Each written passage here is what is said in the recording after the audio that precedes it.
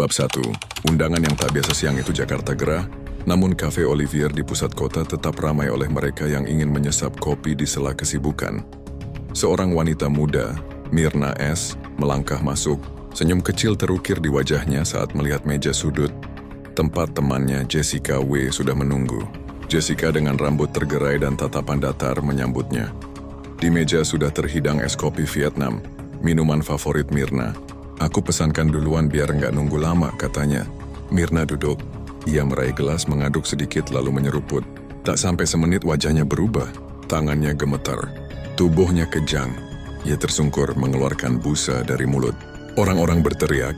Kafe berubah jadi kepanikan massal. Bab 2. Detektif Ardi masuk. Kasus ini mendarat di tangan Detektif Ardi, penyelidik kriminal dengan jam terbang tinggi namun selalu main tenang. Begitu melihat rekaman CCTV kafe, dia menyipitkan mata. Dia datang lebih awal. Dia atur posisi tas. Kenapa gelas itu ditutupi begitu lama? Gumam Ardi. Ia tahu, dalam kasus seperti ini waktu dan niat adalah dua senjata utama. Laporan forensik menyebutkan jejak sianida ditemukan dalam lambung korban. Tidak banyak tapi cukup mematikan. Es kopi itu adalah satu-satunya hal yang masuk ke tubuh Myrna sebelum ambruk. Bab 3. Jejak yang tak terlihat. Jessica membantah semuanya. Tak ada saksi melihat dia memasukkan apapun ke dalam gelas. Tak ada sidik jari mencurigakan. Saya hanya teman. Saya tidak mungkin membunuh, katanya pada interogasi. Namun Ardi menggali lebih dalam. Dari catatan riwayat digital, hubungan Jessica dan Myrna ternyata pernah retak di masa lalu. Ada percakapan lama yang kasar. Ada rasa sakit hati yang belum sembuh. Sianida bukan racun yang bisa dibeli sembarangan, ujar Ardi. Tapi dia pernah kerja di laboratorium di Australia. Dia tahu caranya. Bab 4. Saksi yang diam. Saksi mata hanya melihat Jessica duduk sendiri sekitar 45 menit sebelum Myrna datang.